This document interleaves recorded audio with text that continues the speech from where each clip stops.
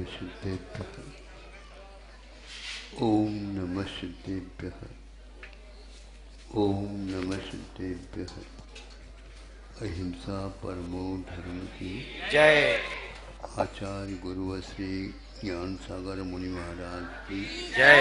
आचार्य गुरुवर्षि 108 विद्यासागर जी महामंडराज की जय।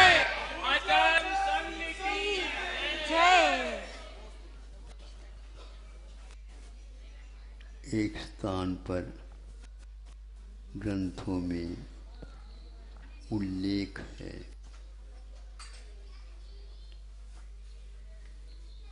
कोई भी महोत्सव नरकों में नहीं किए जाते।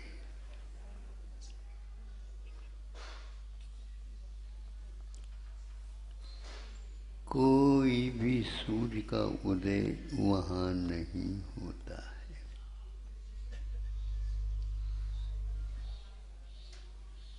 कोई भी आपका सगा भी क्यों न हो, स्वागत आपका नहीं करता।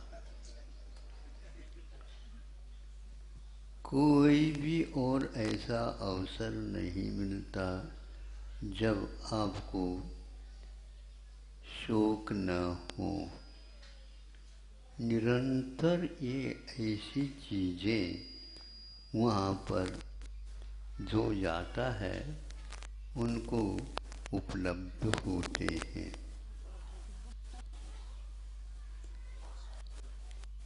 हास्य कर्म का तो वहाँ पर उदय बहुत कम होता है। एक आध बार 6 महीने में सुनते हैं त्योहार जैसा, लेकिन उसके साथ साथ ही वहाँ पर इस प्रकार की वेदनाओं का भी आना होता है। शोक, भय और अरति, कोई अच्छा नहीं लगना। कोई चीज वहाँ पर अच्छी नहीं लगती। यदि कुछ समय के लिए यहाँ पर इस प्रकार का वातावरण मिल जाए, आप लोग कैसे रहोगे बताओ। श्रवण लोग चला करके इस प्रकार के वातावरण में रहने का अभ्यास करते रहते हैं। स्मशान में जा करके वहाँ पर भी ऐसा ही वातावरण रहता है। जितने भी व्यक्ति रहते हैं वो सारे सारे विरह के कारण झुलसते रहते हैं। अपने लिए हेतु था, अब उसके अभाव में हमारा क्या होगा, ये लोग कोई नहीं सोचते। हमारे वियोग उनके लिए हो गया, वो कैसा रहेगा, कहाँ रहेगा, ये आंसू बहाना यहाँ पर कुछ नहीं हो पाता। सब अपनी अपनी स्वार्थ की ही बात करते। ऐसा ही है, सही बात है। जब अक्षर से सही है, लेकिन फिर भी यह भूलता क्यों, ये समझ में नहीं आता।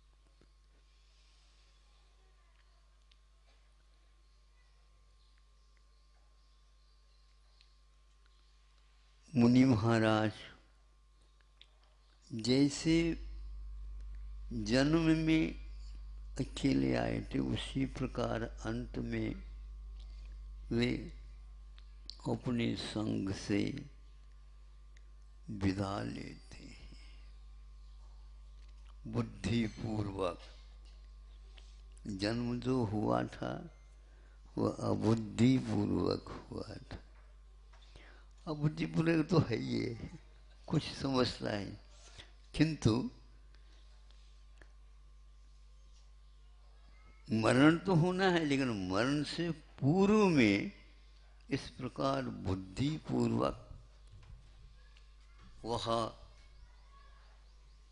किसी का भी मतलब वह वातावरण नहीं, बहुत कुछ लोग वातावरण बनाना चाहते हैं, लेकिन वो कहते हैं भैया यह वातावरण शास्त्र सम्मत नहीं है, अब हमारे लिए कुछ भी न करियो। और इस प्रकार शास्त्रों में प्रकरण है, आप पढ़िएगा। आप मतलब की पढ़ते हो। शास्त्रों में प्रत्येक पृष्ठ, प्रत्येक वाक्य सार्थक लिखा गया, उपयोगी लिखा गया। ये रोना, ये धोना अरहत परमिष्टि में ये कोई भी नहीं होता। अब देखो, कहीं भी आप अनंत भगवान के स्मरण करो, वहाँ पर स्मशान में भी ऐसा लगता है समूह शरण में बैठा। अब देखो ये कैसा परिवर्तन स्वरूपस्थ है। वो वे अपने आप में रहते हैं। गाफिल करने वाली जो घाटियां कर्म है वह पूर्णतः उनके जीवन में समाप्त अनंत काल के लिए हो चुके हैं। कहीं भी वह जाए वहां पर वियोग वाला बात है ही नहीं, किसी का भी संयोग नहीं चाहिए।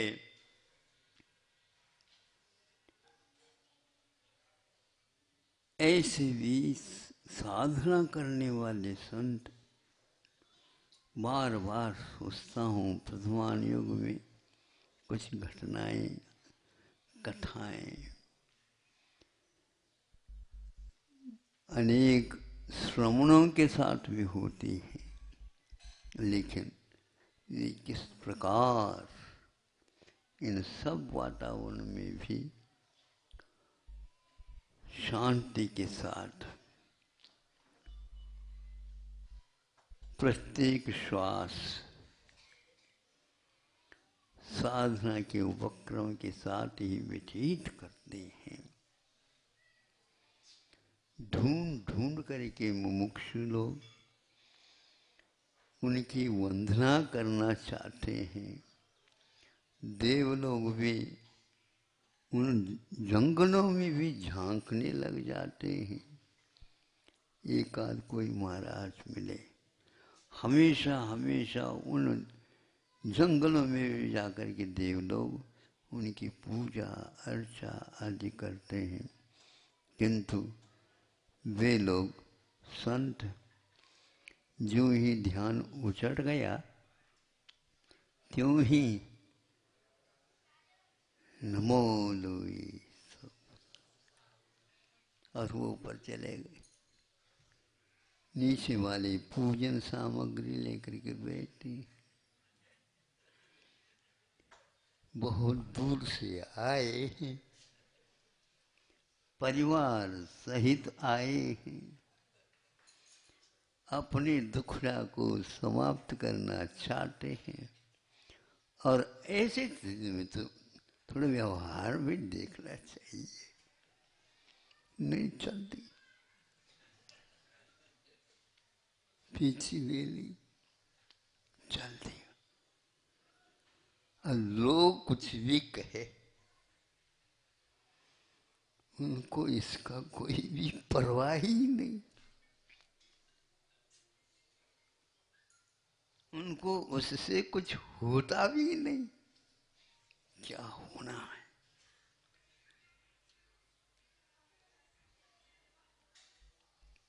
पेपर में क्या आने वाला है प्रतिभा संपन्न विद्यार्थी पहले से जानता है। पूछताछ नहीं करता कि भैया कठिन तो प्रश्न नहीं थे। वह तो प्रत्येक प्रश्न के लिए स्वागत करता है और नीचे देखता हुआ लिखता प्रारंभ करता है।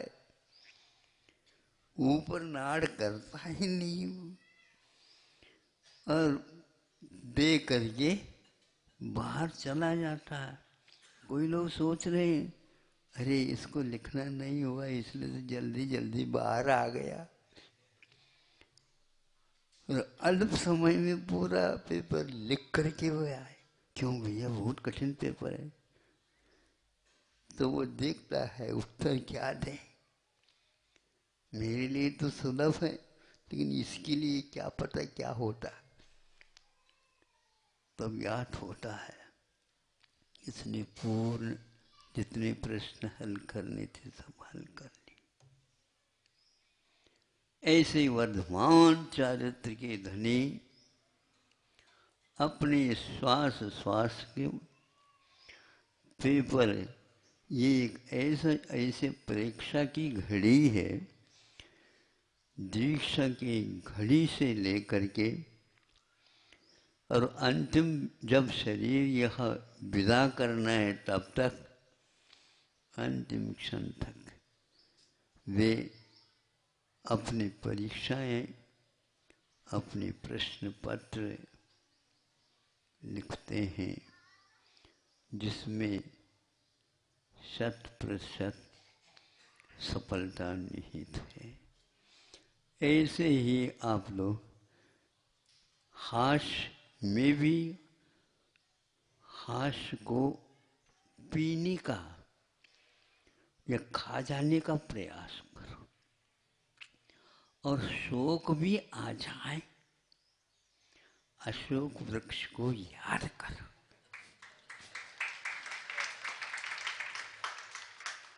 और उसके नीचे बैठे वे दया के धनी निर्भीकता के साथ या शांति के साथ बैठे भगवान को याद करो। अहो भाग्य समझ करके ये बोल रहे हैं ना, कोई भी व्यक्ति शास्त्र दान दे रहा है, अहो भाग्य समझ करके वे भाग्य संभाले अपने। महाराज जी से आशीर्वाद। हम संकोच में पड़ जाते लाभ तो उनको हो रहा है नहीं समझे, और हमें हमारा हाथ उठ सके या नहीं वो देख रहा है इस ओर हम क्या करें। हो रहे हैं लेकिन मानता हूं, लेकिन स्थिति ऐसी है हमेशा हमेशा हम प्रमाद की ओर ही जाएं। है तो इसमें भी प्रमाद, लेकिन इस प्रमाद को एक आध बार तो हम बार बार जो है आप महाराज आशीर्वाद दे दो। एक कुछ बना देता है महाराज आशीर्वाद दे दो, महाराज जिसका त्याग है आशीर्वाद दे दो। इस प्रकार वह बार बार आशीर्वाद चाहता है। समझ में मुझे भी आ रही है बात, कैसे करे। इसलिए उन देवों के परिवार आकर के बैठा है तो वह नमो अहंता उस आसमान में चले। ऐसे कथाओं को सुन करके पढ़ करके ऐसा लगता है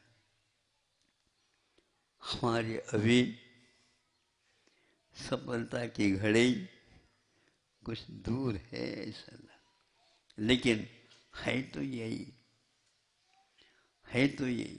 तो ये इस परीक्षा में 100 अंक मिलना अनिवार्य है। तब तक तो आपकी ओर कोई भी देव लोग पूजन करने के लिए नहीं आएंगे। वो तो केवल ज्ञान की पूजा करना चाहते हैं।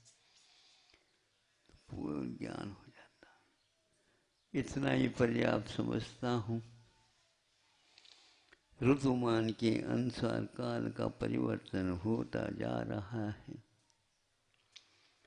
एक एक एक एक निषेक अपने खिसकते चले जा रहे हैं। प्रभु से यही कहना है। अच्छे विद्यार्थी भी ये मांग तो करता रहता है, प्रभु इसमें सफलता हमें मिले, ये भाव रखता है। प्रभु तो हमें देखने वाले हैं ही नहीं, उनकी परीक्षा तो पूर्ण हो चुकी है। ये भाव तो रखते हैं कि वो सबका कल्याण हो। धन्य है वर्धमान चारित्र के साथ। दया आती है संसारी जीवों को देख करके भी। कभी कभी बस ऐसा लगता है भगवान कैसे हैं, क्षायिक भाव दया की मूर्ति है, और संसार को देख करके वो कैसे सुखी है ये समझ में नहीं है। अहिंसा परमो धर्म की